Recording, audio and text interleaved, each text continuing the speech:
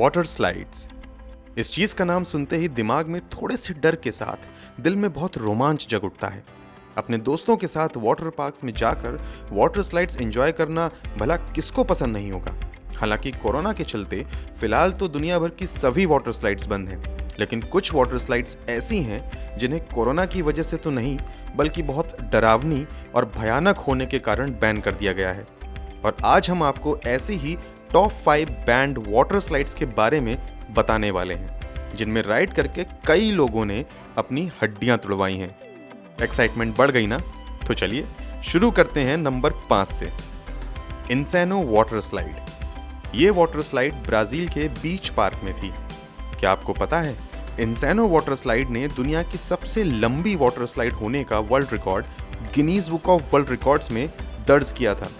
इस water slide की height 135 feet यानी करीब 14 मंजिला इमारत जितनी थी और इस वाटर स्लाइड से नीचे आते आते राइडर की स्पीड 104 किलोमीटर प्रति घंटे से भी ज्यादा हो जाती थी। इतनी ज्यादा स्पीड में राइडर्स की बॉडी स्लाइड करते हुए नीचे आने के बदले हवा में रहते हुए ही बॉटम तक आ जाती थी।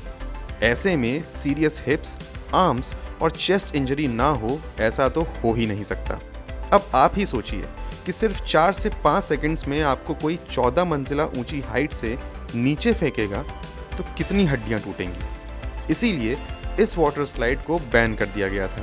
तो दोस्तों, अगर आपको हमारा ये रिसर्च पसंद आ रहा है तो चैनल को सब्सक्राइब करके बेल का आइकन जरूर प्रेस कर दीजिएगा। नेक्स्ट बैंड वाटर स्लाइड की वर्चुअल राइड करने के लिए आपको हमारे साथ ओहियो के कालाहारी रिजॉर्ट चलना पड़ेगा।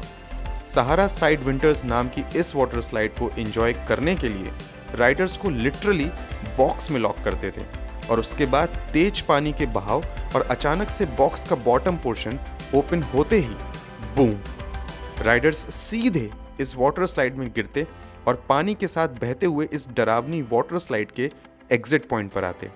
कई लोग इस स्लाइड में इंजर हुए और कईयों ने इसे एंजॉय भी किया, लेकिन लगातार बढ़ती कंप्लेंट्स के बाद रिजॉर्ट ने इस स्लाइड को बंद कर दिया। Number 3, cannon ball loop. New Jersey के सबसे डेंजरस एक्शन पार्क की सबसे dangerous water slide cannon ball loop को शुरू होने के सिर्फ 1 महीने में बंद कर दिया था क्योंकि इस वाटर स्लाइड में सेफ्टी मेजर्स की कमी थी। इतने टाइम में तो इस स्लाइड को कंस्ट्रक्ट करने का खर्चा भी नहीं निकला होगा। तो आंखों में 2 नकली आंसुओं के साथ एक्शन पार्क ओनर्स के लिए 3 क्लैप्स तो बनती है। Jokes apart, cannon ball loop को इनएफिशिएंटली डिजाइन किया गया था जिसकी वजह से राइडर्स लूप के बॉटम में बने हैच में फंस जाते थे, इसीलिए इसे बंद कर दिया था। लेकिन कुछ भी कहो, ये वाटर स्लाइड दिखने में तो काफी रोमांचक लग रही है। अगर मौका मिले तो क्या आप इसमें स्लाइड करना चाहेंगे? कमेंट करके जरूर बताइए। Number 2, Aquasphere water slide. ये water slide peninsula aquatic recreational centre Australia में है।